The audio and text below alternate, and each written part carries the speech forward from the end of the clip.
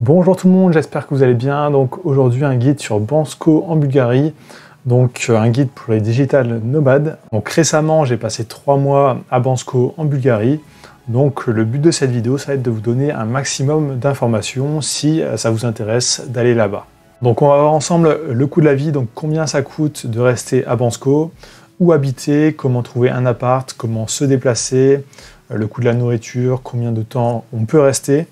Qu'est-ce qu'il y a à faire à Bansko, les coworking, donc où sont les coworking, comment est la connexion internet, et les moments de l'année où c'est bien d'y aller. Donc je vais vraiment essayer de vous donner un maximum d'informations. Donc déjà, pourquoi Bansko? Alors à l'origine, moi j'aime bien aller en Asie, mais là c'était un peu bloqué avec le virus. Donc j'ai cherché un peu en Europe de l'Est. Alors la Bulgarie c'était pas du tout mon premier choix. Au début je pensais plutôt aller en Albanie. Mais il y a un ami, donc Loris de la chaîne Loris SEO, qui voulait aussi partir en Europe de l'Est. Du coup, on est parti au même endroit. Donc on est allé en Bulgarie, à Bansko. Pourquoi cette ville précisément? C'est parce qu'il y avait pas mal déjà de digital nomades là-bas.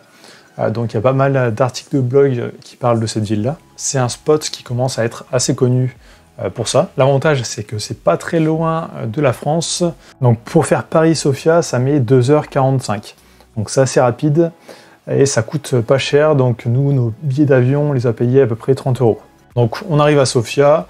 Après, ce qu'on a fait, c'est qu'on a pris un bus donc de Sofia à Bansko. Donc le bus, lui, met un peu plus de temps, donc mais entre 3 et 4 heures, et il coûte 7 €. Donc pour 40 € à peu près au total, vous pouvez arriver à Bansko. Donc Bansko, c'est une ville qui est juste au pied des montagnes, donc c'est une station de ski. Alors c'est une petite ville, c'est pas une grosse ville, il n'y a pas des gros buildings. Donc on va voir tout de suite le coût de la vie un peu là-bas.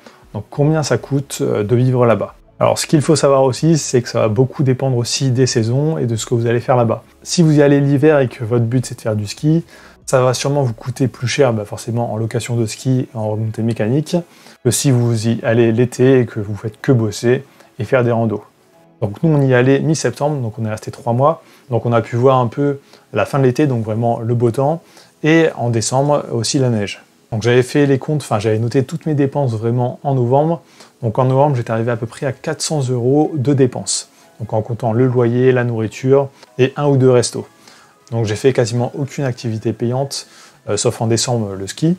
Mais ça montre déjà qu'on peut y vivre pour pas grand chose. Je vais revenir un peu sur les différents tarifs dans la vidéo. Donc par exemple l'appartement et nourriture. Donc déjà, on va voir où habiter dans Bansko, donc les bons endroits pour se poser. Donc ça va dépendre déjà si vous allez bosser depuis chez vous ou si vous voulez absolument aller dans un coworking. Alors nous ce qu'on avait fait, c'est qu'on avait fait une coloc, donc on avait pris un appart avec 2 chambres, 2 salles de bain, une cuisine, et on bossait depuis cet appart. Mais perso, si j'y serais allé tout seul, j'aurais plutôt été dans un coworking pour bosser. Tout simplement pour pouvoir faire des rencontres plus facilement. Donc la ville se présente comme ça, donc ça fait un petit carré d'à peu près 2 km en longueur ici. Donc vous arriverez sûrement par ici, donc là il y a un train qui arrive ici. Alors le prenez pas depuis Sofia, il est hyper lent. Et les bus arrivent aussi à côté là, donc à la gare routière. Ensuite la station de ski, donc les remontées mécaniques, elles sont ici, donc où c'est marqué gondola. Et le centre-ville, vraiment le centre un peu historique, c'est cette zone là. Donc c'est une zone plutôt sympa avec des petites ruelles en pierre. Donc je vais vous mettre des images en même temps. Donc si votre but c'est de venir l'hiver et de faire du ski, je vous conseille plutôt d'aller dans cette partie-là, donc en haut de la ville, proche de la station de ski. Donc comme ça vous serez vraiment à côté. Par contre, l'été c'est pas forcément ça que je conseille, parce que cette zone-là est un peu morte en fait. Tous les commerces sont fermés l'été, donc toute cette partie-là, l'été c'est un peu désert. Sinon être proche du centre ici, ça peut être pas mal, un peu tout le temps dans l'année en fait, c'est plutôt sympa. Donc évitez peut-être la partie ici. Et ici, ça dépend, il y a un truc qui est pas mal aussi, donc je vais vous en parler après. Donc nous, notre appartement, il était ici, donc juste au bâtiment du coworking, même si on n'allait pas au coworking. Je vais vous faire voir directement dans la rue. Donc nous, on avait l'appart juste ici en haut, donc dans une petite ruelle comme ça. Donc il y a un coworking ici, et aussi un autre juste là, donc ça appartient au même truc. Donc si vous prenez un abonnement là-bas, vous avez accès aux 2. Enfin non, ils en ont 4 même dans la ville, je vais vous faire voir après. Donc ça a l'air d'être le coworking le plus animé de la ville. Donc les coworking, il y en a un ici, un juste là, donc qui appartient au même. Là, ils viennent d'ouvrir un autre bâtiment encore ici. Donc il y en a 3 là vraiment 100 mètres de distance maximum. Ensuite, eux, ils en ont un autre encore du côté de la station de ski. Donc si vous prenez un abonnement chez eux, vous avez accès aux 4. Ensuite, il y en a 2 autres. Donc il y a Alt Space. Alors lui, il a l'air hyper moderne, ça a l'air assez bien à l'intérieur. Et sinon, il y a aussi des appartements où il y a un coworking directement dans l'immeuble. Donc là, c'est FLC Coworking. Donc ils ont aussi une page Facebook, vous pouvez les contacter pour avoir les tarifs, je crois. Donc ça peut être une bonne solution. Donc là, vous avez directement appart et aussi coworking directement dans l'immeuble. Et il y a piscine et pas mal de services aussi inclus dans le bâtiment. Donc ça pourrait être une bonne solution aussi. Donc là, tout l'espace central, ça peut être pas mal. Surtout là, l'hiver, tout près de la station de ski. Et là, il y a cet endroit-là qui peut être pas mal aussi. Où vous avez tout au même endroit, mais qui est un peu plus à l'écart du centre-ville. Donc comment trouver un appart? Donc je vais vous faire voir comment nous on a trouvé l'appart. Alors la première solution c'est Airbnb, mais Airbnb ils sont quand même plus chers que les tarifs que l'on peut trouver, mais ça peut être une solution. Donc ensuite deuxième solution, il y a FLC Coworking Bansko Appartement, ça peut être pas mal à mon avis. Alors j'y suis pas allé, mais il y a l'air d'avoir pas mal de digital nomades à cet endroit-là. Autre solution aussi, c'est les agences immobilières. Il y en a vraiment partout dans la ville. Il y en a tous les 50 mètres, il y en a une. Enfin, dans la partie centrale, il y en a plein. Je crois qu'il y a aussi un groupe Facebook, mais qui n'est pas forcément très animé pour trouver des appartements. Et là, je vais vous faire voir la méthode qu'on a utilisée, nous, pour trouver un appart, ce qui est plutôt pas mal. En fait, c'est le coworking Bansko, là, celui où ils ont 4 bâtiments, qui ont créé un site pour louer facilement des apparts au mois. Donc le site c'est banskonomadappartement.com, donc vous aurez le lien dans la description. Alors eux ils référencent quelques apparts que vous pouvez directement réserver en ligne, un peu comme Airbnb, mais sauf que là c'est beaucoup moins cher. Donc il y a 20 € de frais de réservation, ça vous les payez qu'une seule fois quand vous réservez. Et là vous avez des apparts. Donc la liste change régulièrement, ça dépend de ce qu'il y a de dispo. Donc là on voit le moins cher c'est 125 €. Donc bon forcément si vous prenez pas cher du tout, la qualité sera peut-être pas top. Donc nous, pour 2 salles de bain, 2 chambres, une vue pas mal avec 2 balcons aussi, on payait 300 € par mois, plus l'électricité et l'eau chaude après. Donc ça nous revenait à 150 € chacun, plus à peu près 30 € chacun de frais en électricité et chauffage. Donc ce site-là, c'est plutôt pas mal pour avoir des bons prix bas. Alors ensuite, comment se déplacer? Alors pour se déplacer, donc ça dépend où est-ce que vous voulez aller déjà. Si vous voulez aller dans les petites villes à côté, alors il y a le train qui passe ici, donc qui va jusqu'à cette ville-là, qui va jusqu'à Razlog, Bania aussi je crois. Donc le train pour faire par exemple Bansko Razlog, c'est 1 €. Donc le train est pas cher, bon il est assez lent. Ensuite, autre solution pour aller ailleurs, c'est la gare routière. Donc là il y a des bus et des vannes qui partent ici, donc c'est pas cher du tout aussi, donc ça va vous coûter 1 € aussi à peu près pour aller à la ville à côté. Depuis la gare routière, l'été, il y a aussi des navettes qui vont jusque dans la montagne, donc là, à peu près ici. Donc comme ça, vous pouvez aller faire des randonnées assez facilement comme ça, donc ça coûte 4 € l'aller, et ça, c'est que l'été. Ensuite, pour se déplacer, il y a aussi les taxis, bon, ça, c'est ce qui coûte le plus cher. Donc ensuite, pour se déplacer en ville, alors nous, on marchait tout le temps, mais ce qui pourrait être pas mal, c'est de louer un vélo ou d'en acheter un d'occasion.